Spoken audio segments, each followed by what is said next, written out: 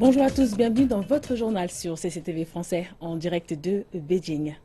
Et à la une de l'actualité, le président américain Barack Obama a prononcé un discours visant à rassurer la population américaine quant à la défaite du groupe État islamique. Il s'est adressé à la nation depuis le bureau ovale quelques jours après une fusillade qui a fait 14 morts et 21 blessés dans le sud de la Californie. Il ne s'agit là que de la troisième fois que Barack Obama s'exprime depuis le bureau ovale qui est réservé aux événements cruciaux pour la nation. Le discours a été prononcé aux heures de grande écoute depuis le bureau ovale. Ces conditions exceptionnelles témoignent bien de la résolution du président face à une crise qui préoccupe toute la nation. Cet acte était un acte terroriste, conçu pour tuer des innocents. Le discours prononcé s'adressait à la population américaine, dont une partie a exprimé son inquiétude quant à l'insuffisance du plan du président pour enrayer la crise. Il fait suite à la fusillade de mercredi, durant laquelle 14 personnes ont été tuées par un couple de musulmans radicalisés à San Bernardino. L'incident est le plus meurtrier qu'ait connu le pays au cours de ces 3 dernières années. Le message du président Barack Obama avait pour but de restaurer la confiance. La menace terroriste est réelle, mais nous la surmonterons. Nous allons détruire le groupe État islamique et toute organisation qui tentera de nous attaquer. Il a ensuite présenté un plan en 4 points afin d'y parvenir. D'abord, notre armée va continuer à traquer les complots terroristes à travers le monde. Ensuite, nous allons continuer à fournir équipement et entraînement à des dizaines de milliers de soldats irakiens et syriens qui combattent le groupe État islamique au sol. Dans un troisième temps, nous allons travailler en coopération avec nos alliés afin de trouver et de bloquer les financements des opérations du groupe et de l'empêcher de recruter de nouveaux combattants. Enfin, la communauté internationale va poursuivre ses efforts afin de mettre en place un cessez-le-feu et de trouver une issue politique à la guerre en Syrie. Le président s'est également adressé au Congrès. Le Congrès devrait agir afin de s'assurer qu'aucun individu de la liste d'interdiction de vol ne puisse acheter une arme. Nous devrions également mettre en place un filtre plus efficace à destination des individus qui entrent aux États-Unis sans visa afin de pouvoir contrôler l'éventuel passage de ces personnes par une zone de conflit.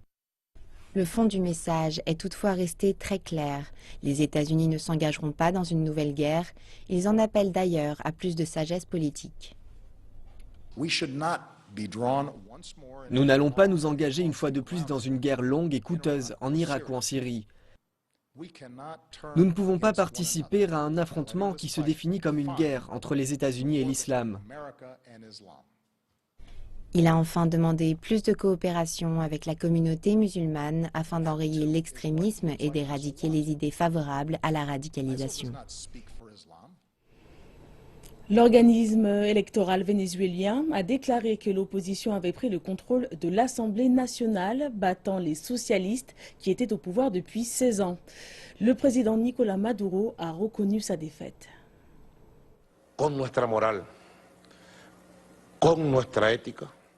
J'ai pris connaissance de ces résultats défavorables. Je les accepte et confirme à mon pays que la Constitution et la démocratie ont gagné. Nous acceptons les résultats tels qu'ils nous ont été communiqués par les autorités. La coalition d'opposition dénommée Unité démocratique a remporté 99 sièges, n'en laissant que 46 aux socialistes dans une Assemblée nationale qui compte 167 sièges. Certaines circonscriptions n'ont pas encore annoncé leurs résultats. L'opposition a déjà annoncé que lorsque le comptage des voix sera finalisé, ils auront gagné 113 sièges au total, soit les 2/3 de la majorité dont ils ont besoin pour faire trembler certaines institutions, comme les tribunaux ou les organismes électoraux. Après l'annonce des résultats peu après minuit, des feux d'artifice ont été tirés dans les bastions de l'opposition à Caracas. Les partisans du gouvernement ont de leur côté annulé les fêtes censées célébrer la victoire des socialistes. Le premier tour des élections régionales en France a eu lieu dimanche et la question du terrorisme semble avoir pesé fortement dans le choix des électeurs. Selon les estimations, le parti d'extrême droite, le Front National, aurait gagné des voix 3 semaines seulement après les attentats terroristes qui ont lieu à Paris. Selon une enquête réalisée par une chaîne française du service public, le terrorisme représente actuellement l'une des principales préoccupations de l'électorat français. Dans la liste des facteurs déterminants, la menace terroriste est passée de la 14e à la 5e place, à la suite des attaques de Paris, les autres questions principales étant la fiscalité, la sécurité publique, l'immigration et le chômage. Les résultats de cette enquête semblent favorables au Front National, qui soutient le protectionnisme commercial dans les mesures économiques qu'il propose et fait montre d'un nationalisme exacerbé dans son approche de la culture et de la société. Selon les derniers sondages de l'Institut Ipsos, le Front National est crédité de 29,5% des votes, dépassant la coalition de droite qui réunirait 28,5% des voix et largement devant la coalition de gauche dirigée par le Parti socialiste qui obtiendrait 23%. Malgré ces résultats, de nombreux électeurs affirment ne pas avoir modifié leur choix après les attentats et ont exprimé leurs réserves vis-à-vis du Front National. Non. Non. Parce qu'on pense que c'est pas une bonne idée et ils ont, malgré les événements récents, et c'est pas une solution de fermer complètement nos frontières. C'est sûr qu'il faut peut-être réguler plus et faire plus attention. Non seulement elle n'a pas changé mon vote, mais en plus de ça, elle a plutôt renforcé mes convictions et je pense que c'est important de ne pas réagir aux événements, mais au contraire d'être convaincu des valeurs d'ouverture qu'on peut avoir et de fraternité, surtout qui sont proches, qui sont fortes dans notre pays et qui sont fortes dans mes convictions personnelles en tout cas. Les analystes estiment cependant que si le Front National obtient un fort résultat au premier tour, les coalitions de gauche et de droite plus traditionnelles pourront bénéficier de l'union avec les partis plus petits, qui ont obtenu moins de 5% des voix au premier tour, afin de former de plus larges coalitions. Des flots de milliers de réfugiés et de migrants continuent de se masser à la frontière gréco-macédonienne. La police a menacé d'éjecter toute personne n'étant pas de nationalité irakienne, syrienne ou afghane. Les responsables politiques de Macédoine et des Balkans ont qualifié les personnes provenant de pays tels que le Bangladesh, le Soudan ou d'Iran de prétendus migrants économiques demandeurs d'emploi. Mais la plupart de ces migrants affirment qu'ils ne voient pas en Europe un Eldorado économique, qu'ils sont persécutés et menacés dans leur propre pays.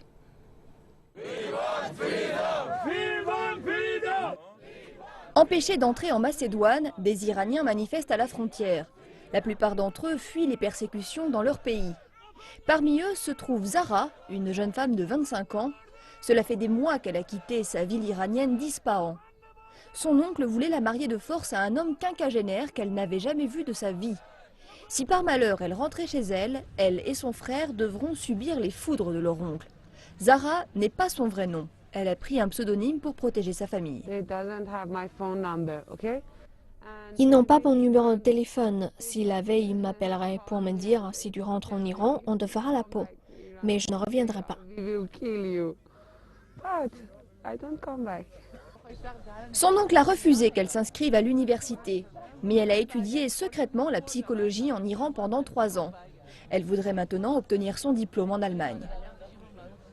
Zara a fait tout le chemin jusqu'ici avec ce sac à dos rempli principalement de vêtements chauds et de choses sentimentales.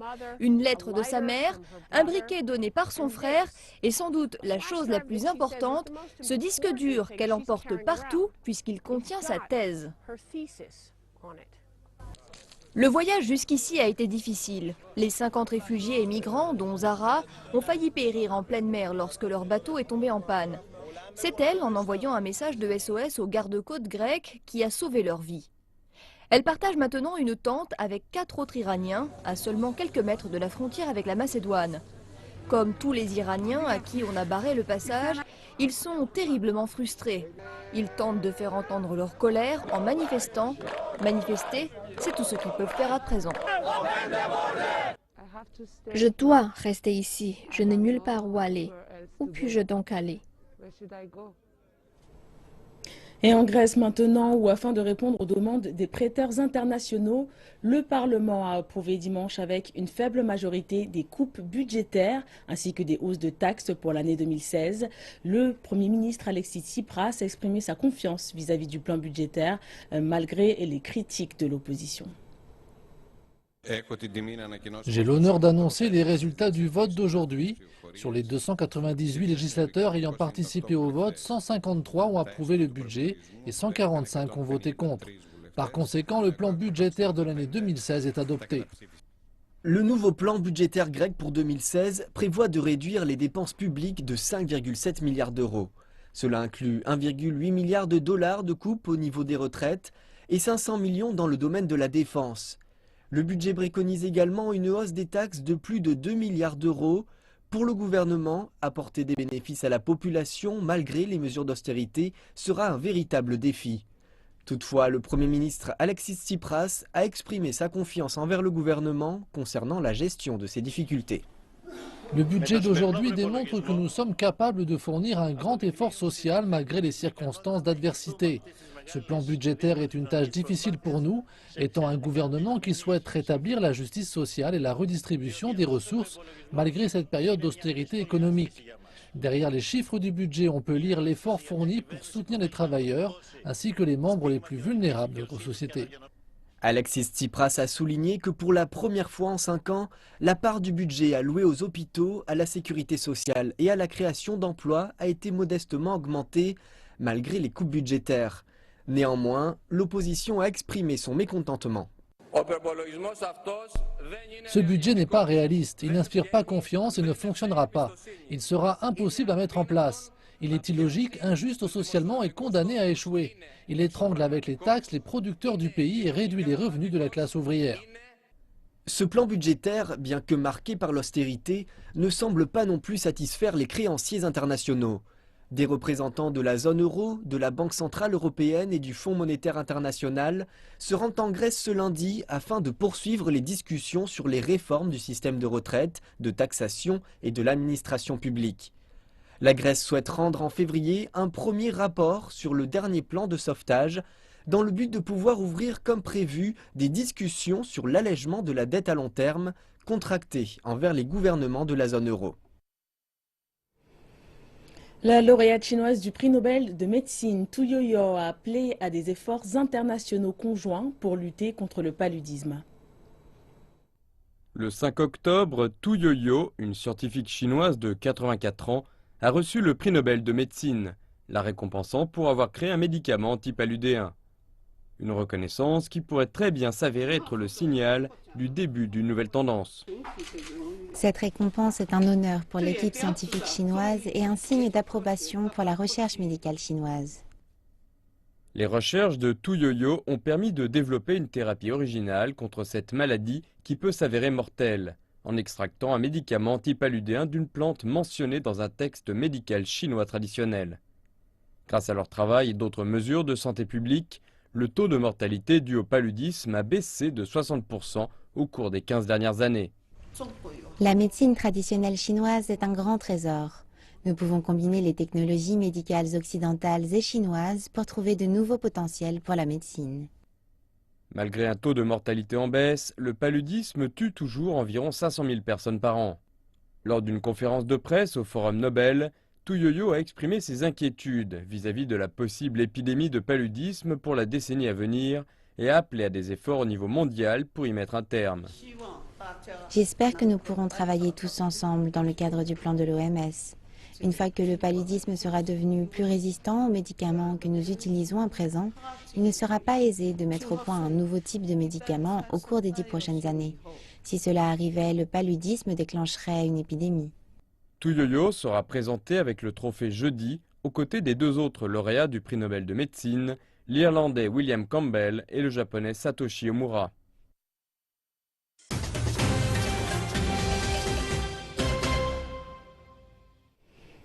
Merci de nous retrouver pour la deuxième partie de cette édition touchant l'actualité chinoise. Paix, amour et intégration culturelle sont les thèmes de la parade de cette année qui a traversé Macao pour fêter les 16 ans du retour de l'île dans le giron de la Chine continentale. Cette année marque également le 10e anniversaire de l'obtention par le centre historique de Macao du statut de patrimoine mondial de l'humanité.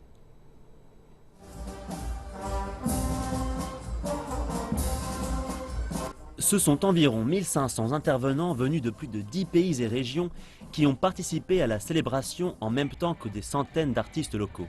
Plus de 10 000 personnes sont venues admirer le spectacle et bien plus encore l'ont admiré depuis leur télévision via un direct télévisé. Les locaux et les touristes ont suivi la parade avec ses chants et ses danses à travers les rues et les ruelles du centre historique de la ville. La parade, qui met en valeur l'héritage culturel unique de Macao et l'atmosphère multiculturelle de la ville, atteint son point culminant avec un grand spectacle. La parade à travers Macao, cité latine, a été créée afin de marquer l'anniversaire du retour de Macao à la Chine. Une série d'activités connexes ont lieu en parallèle de la parade, dont un concours photo et des jeux permettant de remporter des prix. L'une des priorités du calendrier de l'actuelle conférence de Paris sur le changement climatique est le marché du carbone. Ce volet est considéré comme une façon effective de réduire les émissions et va être adopté par plus de 40 pays. Découvrons l'apport de la Chine à cette pratique. Tous les yeux sont tournés vers la Chine et ses progrès face à la mise en place d'un système de commerce du carbone le plus important au monde.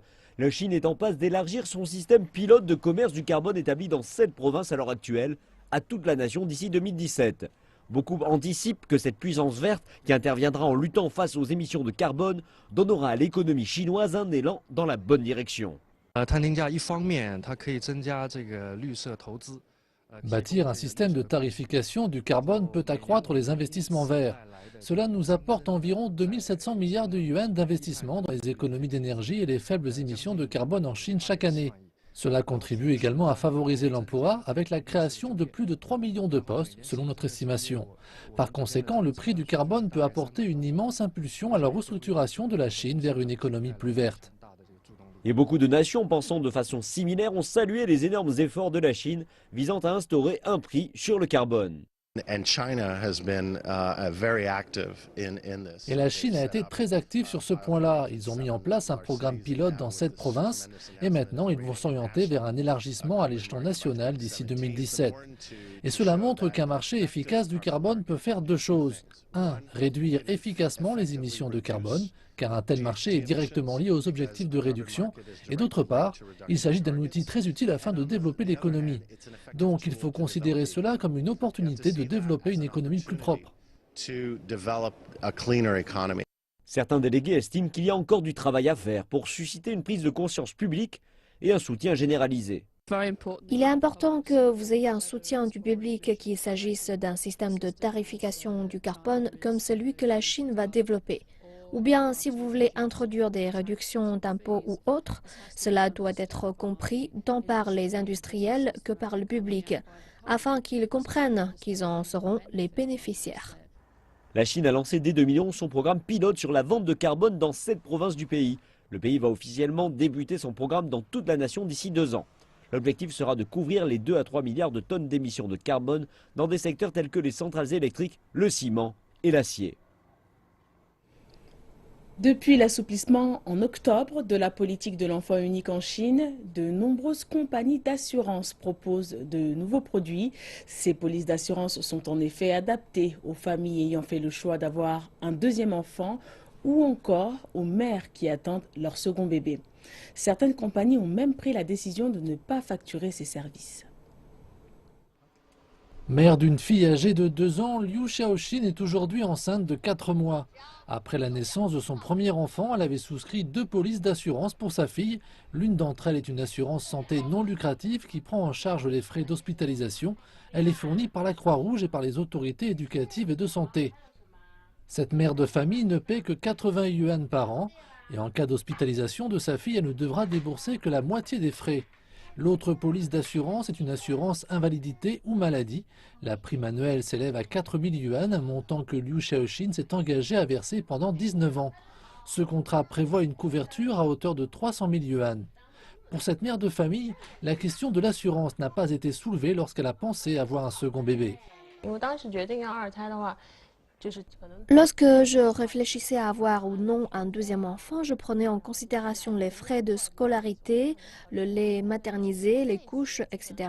Mais je ne me suis jamais souciée de l'assurance. Comme vous me posez la question, je souscrirai certainement la même assurance que celle du premier enfant. Peut-être que j'achèterai une assurance éducation, car les 2 enfants auront 3 ans d'écart et à un moment, il nous faudra payer beaucoup de frais scolaires. En attendant, Liu Xiaoxin a souscrit une assurance maternité qui l'engage sur 2 ans. En contrepartie, elle bénéficie d'une couverture intégrale de l'ensemble des frais médicaux liés à sa grossesse, ainsi que l'accès à une clinique privée confortable. J'ai fait un calcul, j'avais dépensé entre 40 et 50 000 yuan en assurance, ce qui est le même montant que ce que j'aurais déboursé dans un département VIP ou une unité spéciale de soins dans un hôpital public.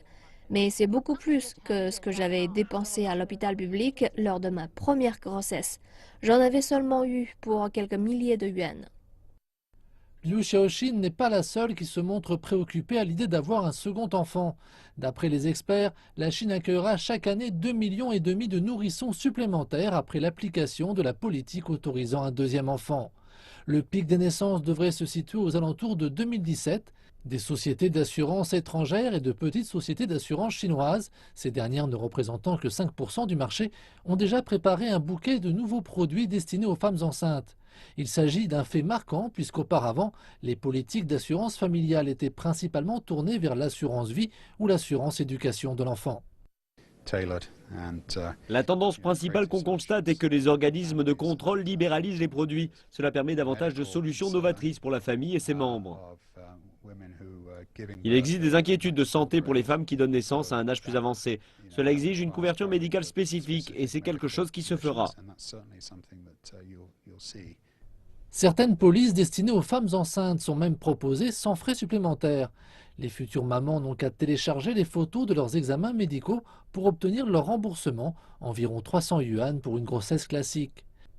La société fait savoir que son objectif est de mettre sur pied des produits que les grandes sociétés d'assurance ne proposeront pas et d'ajouter que les informations fournies par ces femmes enceintes leur permettront d'y parvenir.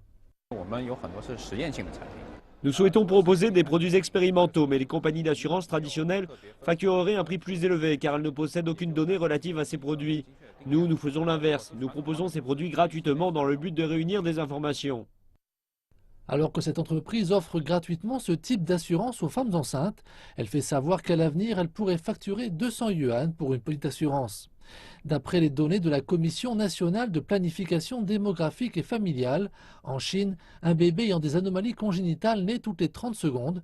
Certaines compagnies d'assurance commencent d'ailleurs à proposer des contrats qui répondent à ce problème. La Power Station of Art de Shanghai organise 3 expositions résultant d'une compétition. Les jeunes conservateurs peuvent avoir une large perspective internationale, mais doivent rester prudents à ne pas se cantonner à un cercle d'artistes. Reportage. Les juges du musée ont sélectionné 3 équipes victorieuses sur plus d'une centaine de propositions et de jeunes conservateurs ont transformé leurs propositions en de véritables expositions. Résultat, les visiteurs peuvent voir davantage d'installations artistiques dans lesquelles s'engager et moins de plateformes traditionnelles telles que les peintures et autres photographies. Quand nous choisissons les artistes, nous sélectionnons ceux qui ont fait de véritables choses dans la vie, comme le véhicule écrasé et le restaurant de pâtes dans notre exposition. Tout cela s'est vraiment produit, ce ne sont pas uniquement des œuvres abstraites d'artistes. Un conservateur déclare que dans le secteur de l'art, à l'heure actuelle, les conservateurs doivent s'éloigner de leur zone de confort lorsqu'il s'agit de choisir les artistes. Je pense que les jeunes conservateurs doivent briser leur propre cercle, cette zone de confort, de certitude. Beaucoup d'entre eux choisissent fréquemment les travaux de leurs proches amis, artistes, et les expositions se ressemblent à chaque fois. Mon partenaire et moi-même avons atteint un accord selon lequel nous n'ajouterons pas trop de choses personnelles dans l'exposition, comme que des transporteurs d'artistes pour aider et faire venir de bonnes œuvres d'art dans un espace adapté. Je pense que les jeunes conservateurs aiment travailler dans leur réseau, mais les conservateurs plus âgés se concentrent davantage sur les bonnes œuvres d'art. C'est là la grande différence entre eux. Selon moi, c'est lié à l'âge et l'expérience. Le directeur du musée déclare que la jeune génération de conservateurs a pour la plupart reçu une éducation à l'étranger et qu'ils ont une vision internationale élargie. La chose cruciale que les conservateurs ont besoin d'améliorer est de comment exécuter de façon pratique et de transformer leurs idées en une véritable exposition. Il est facile d'imaginer une exposition dans une galerie, mais lorsqu'il s'agit d'un musée, vous devez utiliser de façon appropriée l'espace. Il est sûr que vous allez rencontrer de nombreuses difficultés. Nous estimons que cette opportunité que le musée offre fournira une aide pour le développement à l'avenir.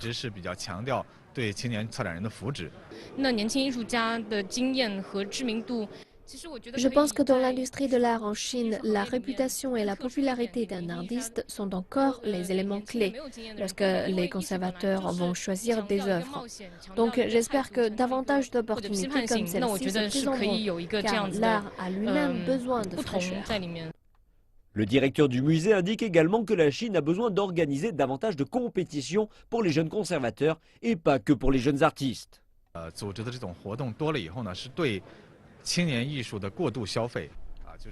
Je pense que de trop nombreuses compétitions pour jeunes artistes vont entraîner une commercialisation trop précoce.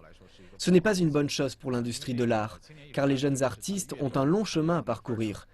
Que peuvent-ils faire d'autre si leurs travaux ont été commercialisés et utilisés trop tôt dans leur phase de développement? C'est pourquoi nous avons choisi d'organiser une compétition pour les conservateurs, pour aider cette jeune génération. L'exposition dure jusqu'au 18 mars à la Power Station of Art de Shanghai, entrée gratuite. L'apprentissage du chinois prend de l'ampleur en Indonésie, ce qui n'est sans doute pas sans lien avec la grande diaspora chinoise vivant dans le pays. Le week-end dernier à Jakarta, l'association locale des écrivains chinois a participé au programme de récompense dans le domaine littéraire. Le prix littéraire chinois récompense les membres de la diaspora chinoise vivant en Indonésie pour leurs œuvres non fictives. Parmi les 60 œuvres nominées, 16 ont été récompensées dans diverses catégories, dont l'histoire, la politique, les préjugés, le choc culturel et les récits d'expériences vécus par des Chinois. L'Association des écrivains chinois d'Indonésie a dans le passé organisé d'autres événements, tels que des compétitions de lecture de poèmes ou de nouvelles. L'histoire mérite qu'on se souvienne d'elle. La plupart des écrivains chinois ici ont entre 60 et 80 ans. Si nous ne prenons pas soin de leurs œuvres aujourd'hui, de précieux souvenirs tomberont dans l'oubli. Nous sommes ravis de voir de si nombreux jeunes de moins de 40 ans s'intéresser à l'apprentissage de la langue chinoise. Nous prévoyons de collaborer avec les universités locales afin de mettre également en place des cours de littérature. Depuis les années 1960, la langue chinoise, son apprentissage, ainsi que les journaux en chinois, ont été interdits en Indonésie durant plusieurs années. Aujourd'hui, les connexions culturelles s'épanouissent à nouveau, à l'instar des liens diplomatiques. Et ainsi s'achève cette édition. Merci de nous avoir suivis. L'actualité continue dans 1h30 avec l'Afrique Info. Excellente suite de programme.